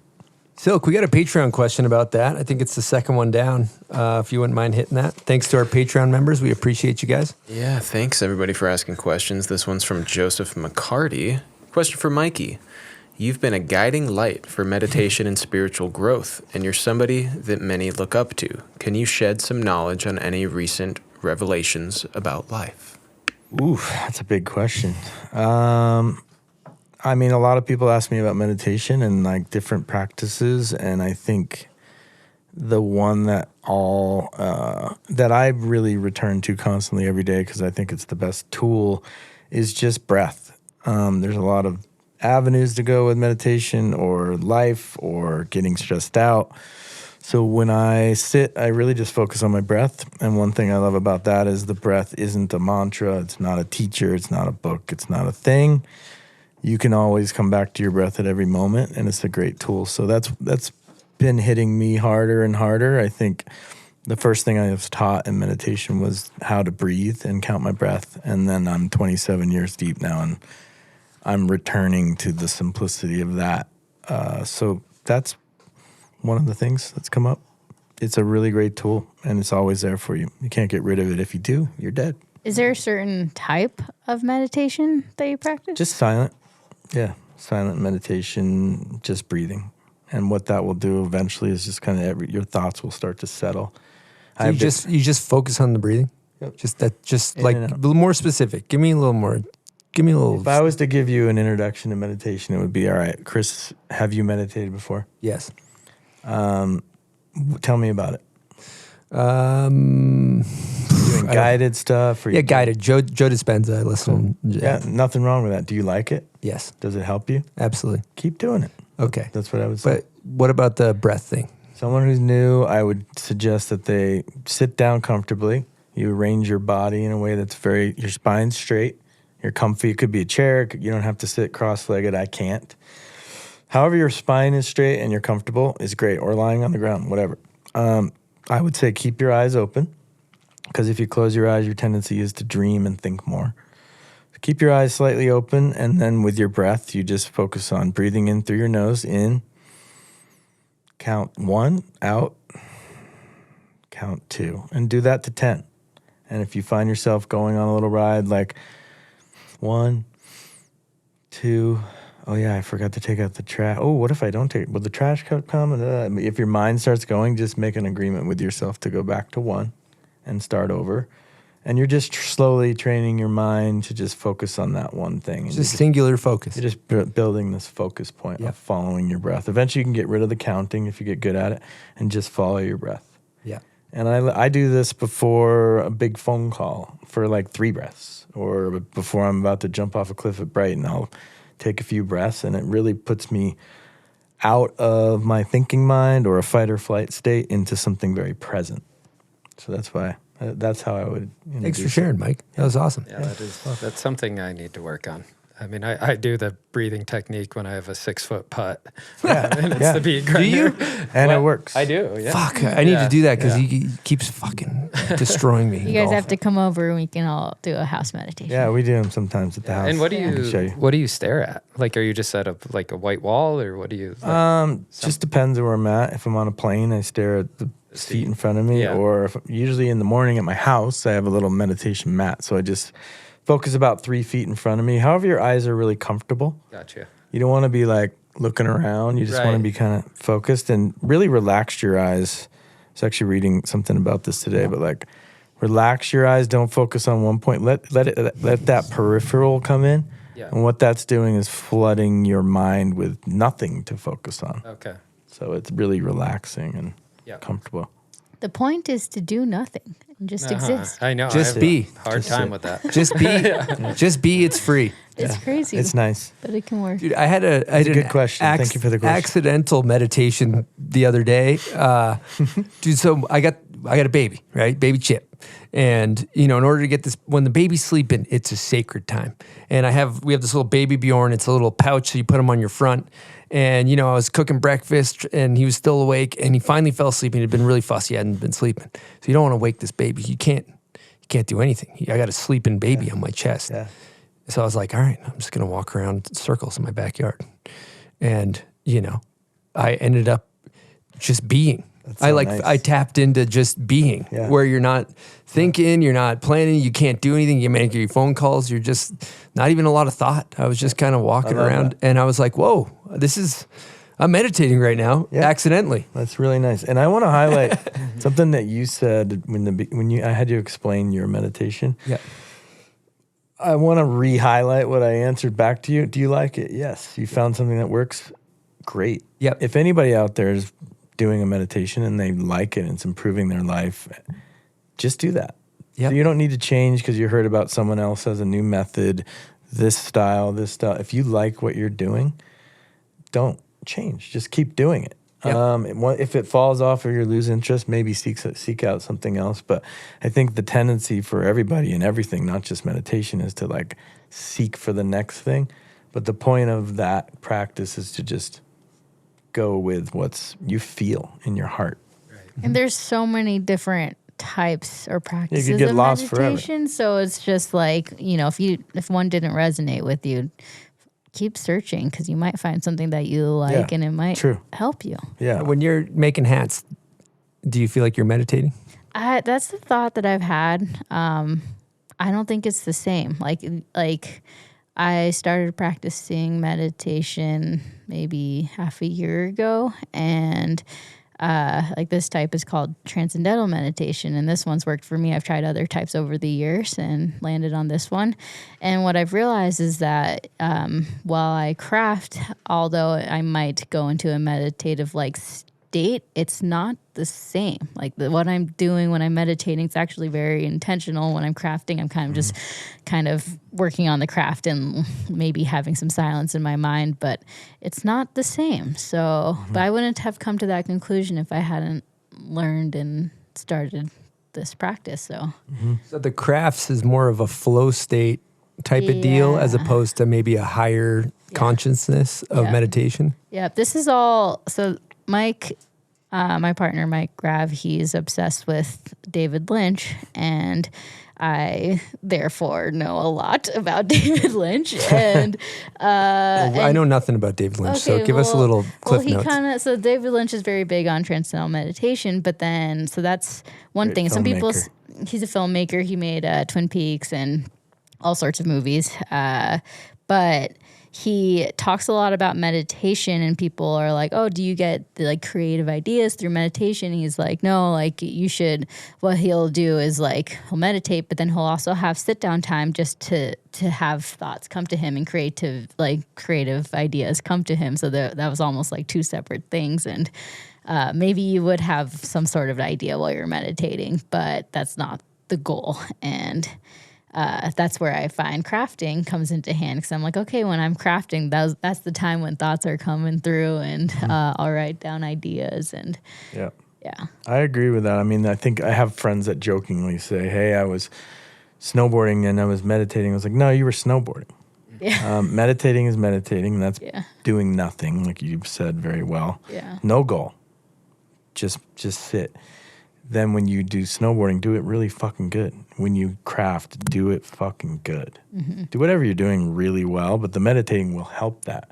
It creates that focus as well. So. But also bring it back to what you said, like sometimes you'll take a few breaths before a call or before you drop in. Like that's something I've realized where it's like, okay, maybe I'll do the same thing before snowboarding, where you're not meditating, but it's almost like you bring yourself back to that calm for a second, and then you go do your thing. From calm to crazy. Yeah. Yeah. What about when you're riding Moto Bear? I mean, you kind of have to focus on that when you're doing it, which is singular focus. Yeah. Totally. It's really and that's cool. in a weird way, like my meditating or my feeling of like I'm allowing myself to be in one place at that time, and like if you're not paying attention, there's probably a problem that'll come real quick. Oh, yeah. We got a question in regards to that. Elliot Phelps wants to know, who's winning a 5-lap moto race, Beresford or Grenier, gate drop included? That's tough. Definitely, I will give it to you. For sure. Yeah. I don't have the fitness. That's my... He's got better corner speed than me, but I've been out there grinding, putting in reps. You're looking good, Chris. Thank you. Looking buff. Going back to the, like, learning things in your adulthood that you didn't, like, I started racing dirt bikes in my 30s, so I, by any stretch of the imagination, I'm not fantastic at riding dirt bikes, but I get better every time I go, and I try my freaking ass off, and I get tapped into these flow states where I'm having so much goddamn fun and getting a little faster and going, eating Beresford's roost, and just, it's just a good time. And all of these things that we're talking about, I feel like in life, this has turned into quite a philosophical conversation, which is pretty fun. But I feel like, life's hard when you're overwhelmed and you're stressed out and you're tired. And when I'm overwhelmed, everything becomes hard, right? Like it's just, life is hard when you're overwhelmed. But I find that like, being with my family and just being with my child brings me back to center. Going and ride my dirt bike brings me back to center. Going and playing golf or going snowboarding. All of these things are like tools to actually, and then you can go to your job and show up with your bucket full, so to speak, and be bright? How do you show up in the world and be bright? Because then everything's easy. Yeah. And I think that all these we're all looking to try to like figure out how to go through life in a peaceful way, in a happy way, in a joyful way. And like, I love all these little nuggets, you know? Mm-hmm. Yeah, I love learning. I think it's under focused on. I think as we get older, we're supposed to know everything. And I think the more you don't know and actually have things that, like I was talking to your wife and she was telling me the other day, Chris came home from winning that race at Washougal and I've never seen him happier, ever. More than asking me to marry. I could tell she was thinking. She didn't say this, but I knew. More than Chip being born, more than our first kiss. But no, like joking aside, that learning, and I think if I'm not learning, then life is super boring and you become very static and stuck and rigid, and just having something new and fresh to continually learn keeps you elastic. I think there's a lot of data coming out about that now too, but that's also another form of creativity, like a circle back. So good for the ego. Yeah, also that too. Okay, yeah. But I feel like we all know these things. Like people say, oh, meditating's good for you. Oh, people say like learning new things. Yeah. There's all these studies and whatnot. But what I think about all the time is like even though I'm fully aware of this, sometimes I fall into these slumps where I don't want to do anything. And so it's more so like, how do you catch yourself when you're in these waves and then pull yourself out of that? And that is like where we start. I don't know the answer, but that's kind of where I'm like, I hate when people tell me, oh, you should do this.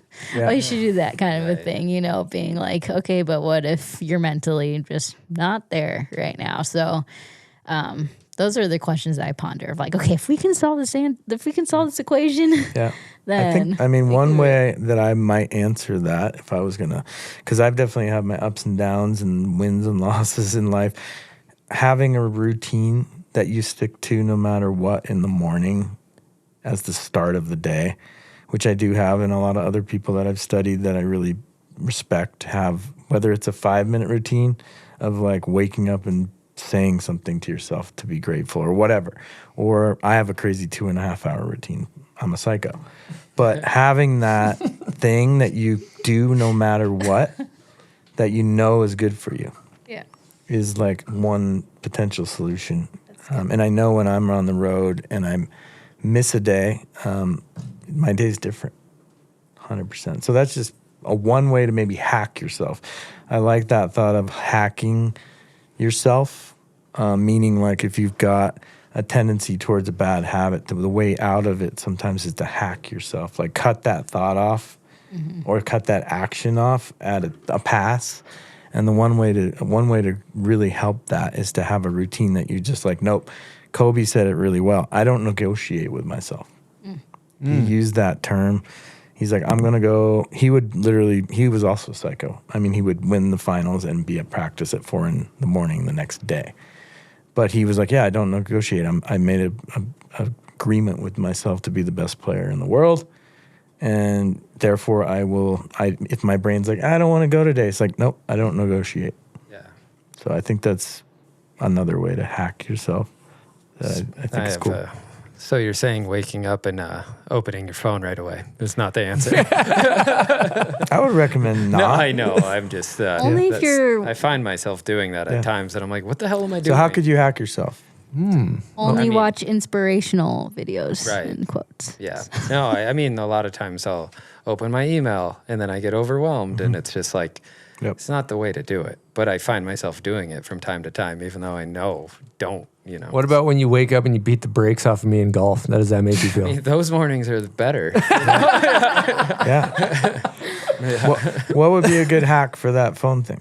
Oh, just don't do it. I mean, or like, you know, have my phone, like maybe buy an alarm clock, so I don't have my phone next to me. Totally. Yeah. I would suggest this, and you said one, but I coach people sometimes a lot. The first thing I usually go after is the phone in the morning. And the thing that I will say is, hey, you're buying an alarm clock. Here's a great one. Right. Turn your phone off. Yeah. Put it in a drawer in the kitchen.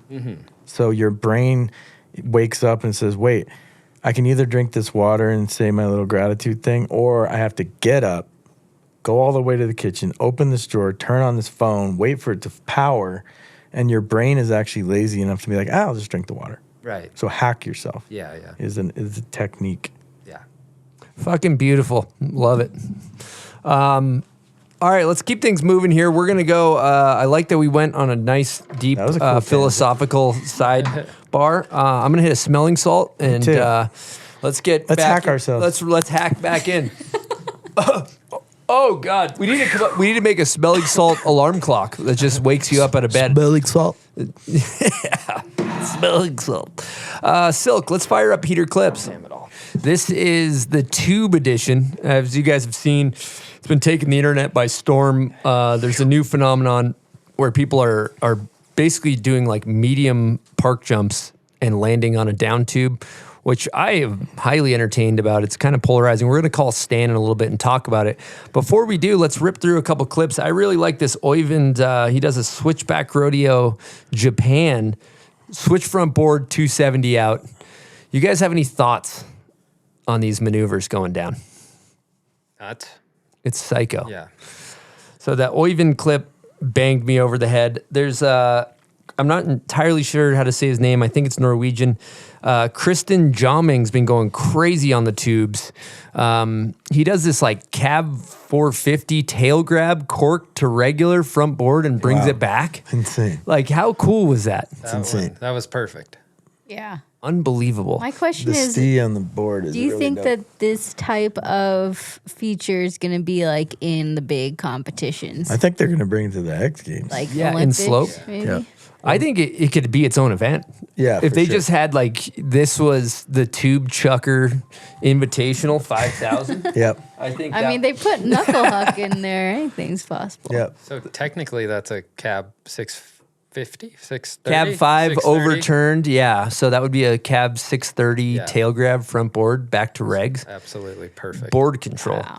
Wow. He also has another one where he goes 50-50 underflip 5 to switch 50. Have you guys seen this one? Nope. Unreal. Wow. That's I don't know if I insane. saw this. Unreal. Very clean. Yeah. Really clean. So, one thing to mention about this, it is kind of an evolution of park building. You know, you think back to the early 2000s, how much parks have evolved to now they're building it where it's more of a touchdown landing. A lot of people not fans of the Tubezilla happening. And then the one that I thought was absolutely psycho, Lion Farrell, it's a little older. He does a back 10 to 50-50, I saw this one. front one out. Mikey, hypothetically, let's just say what year did you get? What was your first video part? What year was that? Probably 96 or 7. In 1996, if somebody was to be like, "Hey, what are you thinking on this?" and somebody was to say back 10 to 50-50, front one out, like what? I don't know if anybody had even done a back 10. No, yet. definitely So- not. Not in 1996. I like the tail block personally. But Yeah, the tail block. Dude, that was beautiful. I Like, mean, how did he do that? It was like Yeah. a cab And the 3. control, the 180 out is really sick. And avoid the skier. Like, not get freaked out by the skier going through the end there. It's just, it is amazing. What do you like? That wasn't even in the realm of possibility. No, this right? was not. Aside from Peter the- Line, I remember because I was coming on the scene when Peter Line was just exploding and he was doing 900s. And I remember a lot of the old guard was like, this dude's a hucker. He's whack. Like, just do a backside 360. And me as an am, I'm like, no, this is the future. Like, Yeah. this is what's coming. So I knew this was coming. I didn't know the 180 out or these kind of things onto boxes were coming, but not a box, he it's didn't plan on tubes. the 180. That was just like was happening. You know? Yeah. Well, back 1050 was already done. That was Yeah. the ABD. So I feel like he had. But he might have gone back 180 if he was a little more on top True, of it. yeah. You know? I mean, you might have to call him on that one. Yeah, we're gonna have to get to the. Did we bottom got of that. the, I don't have uh, Ryan's number, unfortunately. we got the Mia Brooks one. I we love already that one. we already talked about It's that so in a sick. previous episode. That's probably my favorite one. Do we have any God. more clips, Silk? Is that all of them? Oh, this This is insane. another. This is insane. Okay, the last clip we have on Heater Clips is Kaito Jingjui. I'm sorry if I didn't nail that pronunciation, but he's doing a nollie back rodeo 7 on this hip, and then he does a layback, but the entire scene is dirt. Like these guys it is so raw to see this late in the season. There's barely any snow that's not just like, it's basically dirt on top of snow, and they're just getting after it. Yep. Same goes for what's his name? Who else has been doing that a bunch? I've seen Pink Clown out there. I've seen a bunch of the other guys. I'm not Reno. Yo's been getting after it. I saw Kazu was out there in the dirt with the cherry blossoms. Yeah, so cool. Amazing. I wonder what kind of wax they're using. I don't know. Let's find out. Yeah, definitely due for a base sick. clean on that. Yeah. Okay, people, we're going to talk to you about Goodr. We're talking sunglasses, Sunny G's. Cheap, affordable, high-quality sunglasses, starting at only $25 a pair. You got a 1-year warranty and 30-day return policy. Who wants to spend $200 on a pair of sunglasses when you can spend $25? You get a whole bunch of them and lose them and still have 5 extras. That's what I like about it. They're lightweight and comfortable, 100% polarized, no slip, no bounce. They got all different types of styles and colors. They got speed shades. They got OGs. Lots of sleek looks on there. And they're designed for everyday use, or if you want to get sporty, grab some Goodrs. I like to wear mine when I'm splitboarding on the skin trail, eating some granola, throwing the sunnies. You're feeling good. And because they're affordable, and if you're like me, you can lose them and just buy another pair. You don't feel bad about it. If you need a pair of sunnies, Goodr is giving Bombhole listeners free shipping. You can go to goodr.com/bombhole and use promo code bombhole for free shipping. Goodr offers a 30-day money-back guarantee and 100% satisfaction. Again, that's goodr.com/bombhole and use promo code bombhole for free shipping. All right, people. We're talking nicotine pouches right now. We're talking Lucy Breakers. They're 100% nicotine, no tobacco. And they got a little nug in there, a little capsule. You pop it, it's a bit of a flavor blast. I quite enjoy it. They also have a subscription plan if you just want nicotine pouches delivered right to your front door. Easy peasy. I personally like the berry citrus flavor. I go 8 milligrams on them. And I love them with a cup of coffee in the morning. I hate to say it. I love to hammer these things. So check out lucy.co and use promo code BOMBHOLE and you'll get 20% off your order. They got a 30-day refund policy if you don't like it. Again, that's lucy.co, promo code BOMBHOLE for 20% off your order. And also, one thing to know is that Lucy products are only for adults of legal age. Every order is age verified. Warning, this product contains nicotine. Nicotine is an addictive chemical. All right, folks, we got a big call here. We're going to catch up with Stan Leveille, actually, Stan Leveille, not Levielle. Stanley Steamer, how we doing, brother? Oh, incredible. Glad to be on the podcast. Love chatting. You got an all-star panel here. And as I was saying, if there is any inside jokes already happening, I would be like, I'd love to know. I'd love to get in on that as soon as possible. So, there's not a whole lot to fill you in on, but I think you have some stuff to weigh in on. We just reviewed heater clips, a lot of the hot action going on, what we would call a medium jump to down tube. I know you covered it on Last Resort. Great work on the latest Last Resort. Do you have any thoughts on this phenomenon, the medium jump to down tube? I think it's really important that you point out that it is, in fact, a medium jump. Here's the tough part. As many of my listeners will know, I'm a cynical guy. I'm quick to jump to cynicism. So, of course, when I started to see this onslaught, if you will, surrounding Swatch 9s of the down tube clip, my first instinct was to say, I don't like this. But, upon a little bit of self-reflection and a little bit of, internal looking inside, this is just park progression that's happening right now. We often get up in arms about the spins going too big. Is 2340 too much? And the answer is kind of well, now people are going to do 900s onto rails. But I will say the tube being so close to the ground is kind of maybe what I have a problem with here. If we go real semantics, like if that tube was not really in the ground and it was maybe even 3 feet off the ground, I might be kind of more into it. But it like blends into this, like, are they landing on a metal landing? Because that's what it feels like. That's a great take. But it's almost like you're leaving no room for like progression. You know, you're just like, I immediately want them to do the hardest thing possible without even testing the waters. Yes, I know. Well, the progression happened very fast. Should we maybe take a note to our forefathers that really kind of broke this out?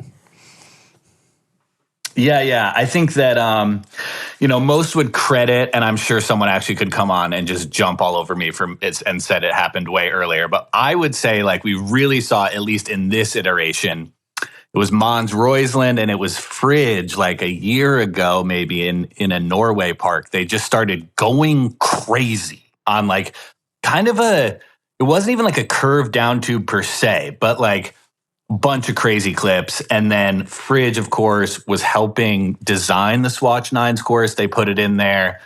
And then it just felt like as soon as one person did something, like I don't really remember who did it first. Like maybe LJ did it first, like clipped up on it. And then it just seemed like the floodgates were open. You got Mia Brooks on that thing. You got Tess Cody on that thing. You got Lion Farrell on that thing going front. I think it was front 10 to 50-50. Front one out. Back 10. Yes. Back 10. Okay. My apologies, Lion. But yeah, so I don't know. It really did hit the fan fast. And I also think that it all of a sudden made 50-50 front ones acceptable, which, as we know, is like, that's another hot debate. Like, okay, now if you did a 1080 onto a rail, is a 50 front one valid? I don't know. These are hard hitting. These are hard hitting questions, especially coming out of a deep. I'm like really terrible to have at a dinner party for this reason. Yeah, for a second I thought you were really maturing, and then I love to see that we're getting back into the Stan that we know and love.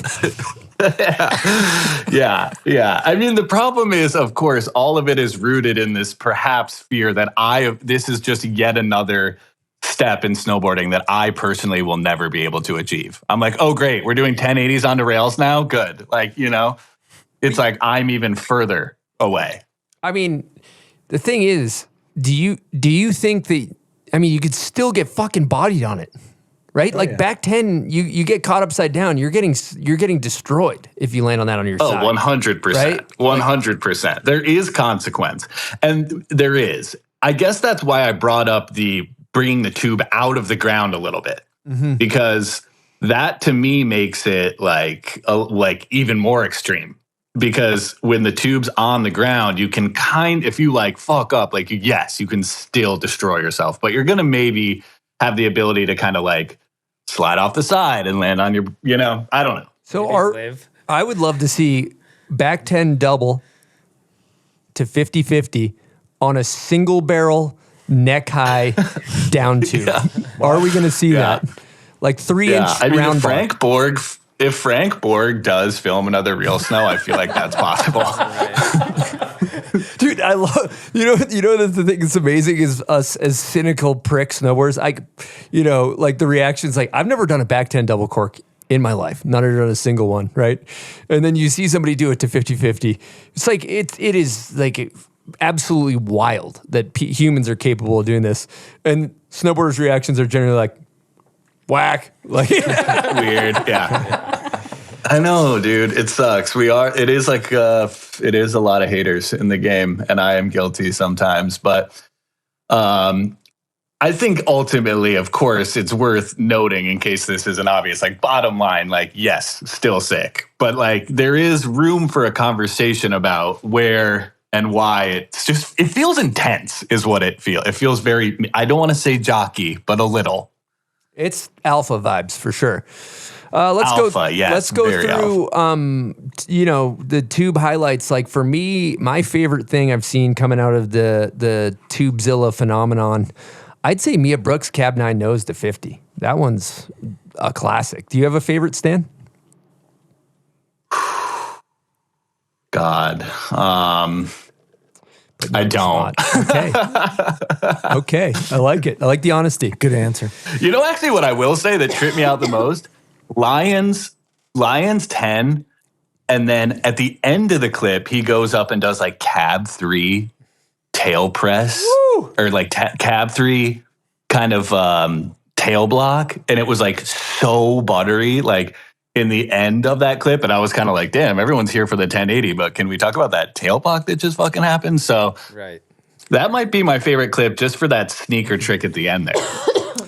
I think to see the evolution of this, if this was its own event, imagine it's kind of like an X Games Big Air type of vibe.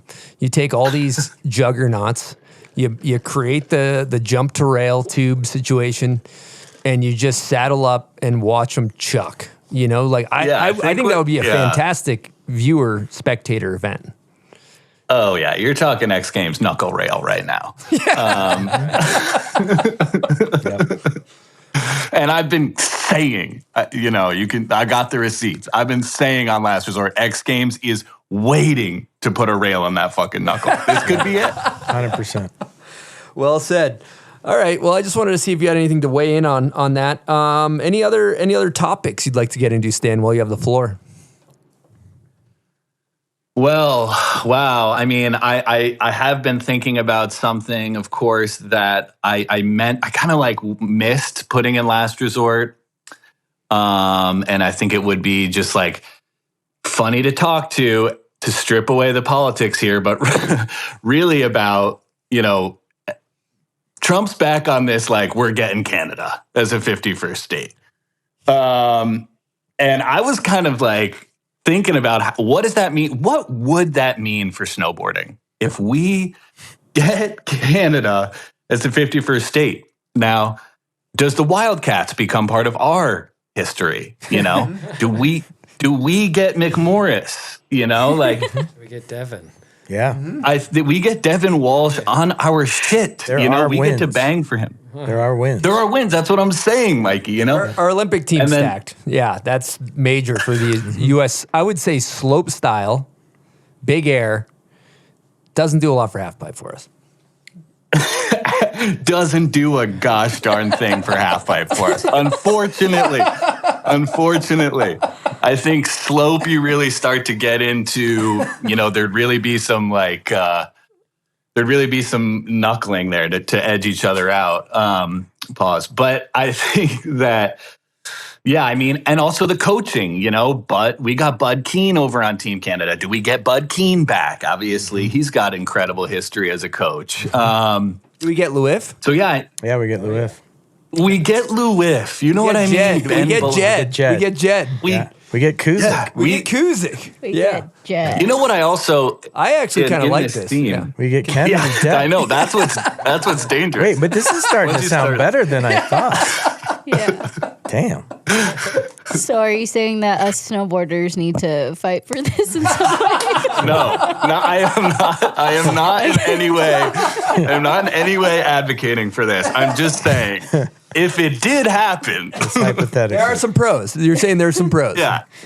Literally. And I do wonder, you know, I feel like the Canadians feel like the American scene kind of shuns them, like they don't really get the respect that they deserve. You know, I got to wonder if that would change or if they would actually be even worse off. You know, it's there's a lot of speculations to ask yourself here about what happens to snowboarding if we absorb Canada, you know? There's, I mean, the border too. That, you know, a lot of snowboarders smoke weed, right? You know, I think a lot of Americans would move to Vancouver or like go into BC. oh yeah, straight we'd be to Nelson. blowing out I the think Brandywine that would parking be lot. The next Oh yeah, hub, like everyone would leave Salt Lake City and go yeah, out that way. yeah. That sounds pretty nice. Well, that's a great topic. Yeah, just something, you know, maybe a little lighthearted way to think about the absolute mess that's happening out there.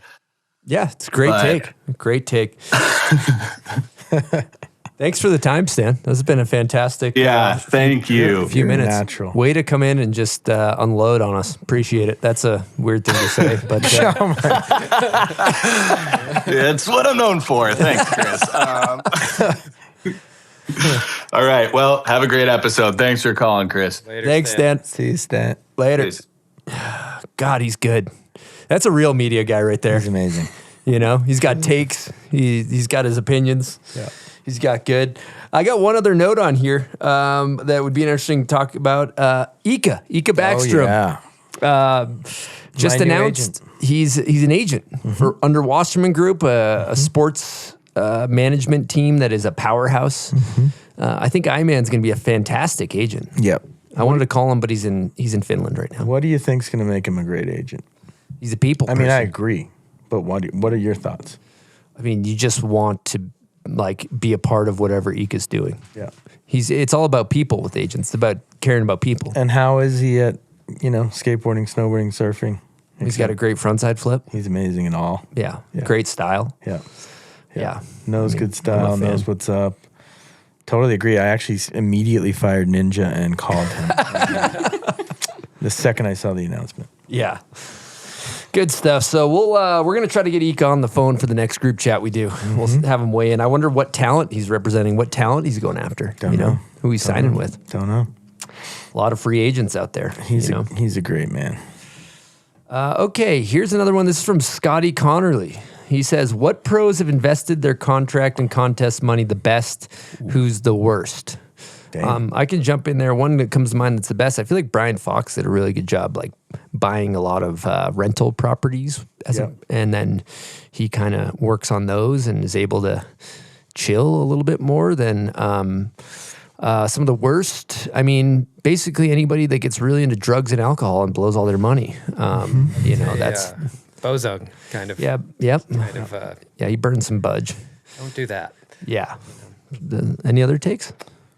I mean, one that comes to mind that probably is older than we think, but Jake Burton did a pretty good job. Even though he's passed, rest in peace, but built a huge brand, kept it private. It's pretty damn cool. Right. Does a lot of cool stuff with his, the family carries that on. That's pretty dope. Who else has done well? Well, Andy Wright, photographer, actually, not an athlete, but I guess he was a pro at one point, but he's done really well too. Just smart moves, not living large, but similar to Brian with the real estate. Zach Hale. Hale's a... Oh, yeah. He's a real estate mogul. Yep. Right. Yep. A lot of real estate winners. Bodie. I mean, Bodie's doing well. Like his, like some of those at the time, I'm like, what the hell are you doing buying a place in California? It was a good idea. Yep.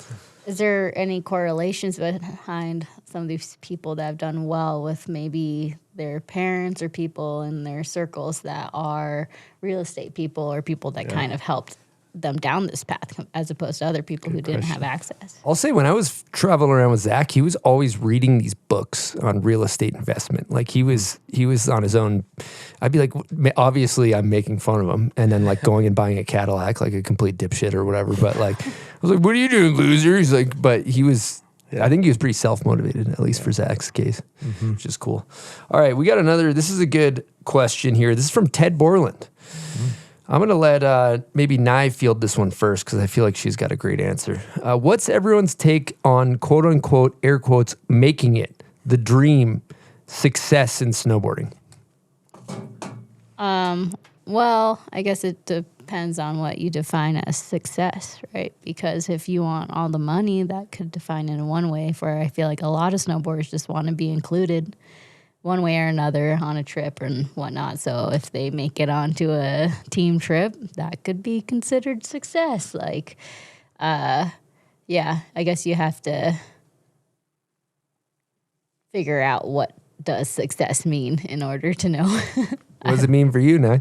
For me, simple, to be happy. So if you can find a space and do your thing or be able to intertwine whatever the things you're doing in a way that you're happy with. And also for me, okay, maybe success is not only happiness, but integrity, like moral integrity. Are you selling yourself out in whatever way? Are you doing these things? Like for me, not doing this smelling salts because I don't care to, and not being pressured to do the things because everybody around me is doing it, no matter who you may be. So being able to stay true to yourself for me is very successful. I'm very happy about that. Gangster. Great answer. That was awesome, Nye. Barry? I mean, 20s. I think I wanted a roof over my head, so that was a little more financially driven. But where I'm at now is more time. Success, like, equals more free time to do the things I want to be doing. And I love working, but I also, there's like a burnout meter, you know, and it's like I just recognize that more, and free time to just do the shit I like is where I find my success. Well said. Yeah. Michael? Yeah, I like how you broke it down by time frame. I remember when I was 16 and I wanted to be a pro, and then I got a phone call from MacDog out of nowhere. That was each point of my career. Currently, success would mean I just have a good day where I hopefully get to connect with someone or something I love. And that's just simple. Right. You know, and really just show up for whatever activity, or if I'm working on something, or someone I love, or something I love to do. Hey, Chris, what do you think? What do I think? I mean, you know, I chased a lot of, I thought that you'd find success in accomplishment for a long time. And then you accomplish things you wanted, and I still was left empty. So that kind of changed for me. You know, I'm trying to live a life that is peaceful and joyful and loving. For me, success is definitely being a good dad first, being a good family man first, taking care of the people around me first, and then that's kind of the point. But if I always think about this, it's like just try to, like, success is when you can get out of your own way and just see how beautiful life is. I just get out of my own fucking way and enjoy our time on this, you know, fucking spinning rock for a little bit. You know what I mean? Like, that's really, you know, fundamentally what success is, because that's what I'm battling, because half the time I'm just thinking about all the shit that doesn't matter. So when I can get to that place, I'm having success. That's it. Well said. Yeah, thanks, like guys. it. Thanks. Cool. Well, I think we had a great show. Silk, do you have a favorite moment of the show, Silk? I think for me, it might have been Todd Richards talking about the tariffs, or just you guys talking about coal and dang at the beginning. The Interesting business industry chat stuff. Yeah. Cool. Yeah, cool. I like it. Well, Silk, who do you think should take us out of the show today? Kind of feeling like Mikey should do it. Okay. Yeah, you want to do our sign off, Mike? How do I do that? Just kind of like Whatever. thank the sponsors, and then just kind of give us a nice, like, throw a bow on the show type of deal. Sure. Yep. Do I Go have a ahead. list of sponsors? No, you don't need to list them. Just Okay. Well, I want to thank the sponsors. you know what? Here's the list. I'll give you the list. Yeah, take the list. Do it. It's at the top there. Put your glasses on. Okay. Group chat number 23 signing off with guests. Chris Grenier, Silk, Naima and Chris Beresford, and myself, Mikey LeBlanc. Thank you to Woodward, our sponsors, Woodward Bubs, Pub Beer, Arbor, presenting, Yeti, Herschel, and Lucy Goodr. Signing out, Bombhole, over and out. We love you. Wow. Professional. He's a pro. Good show, guys. Thank you. That was awesome. So fun.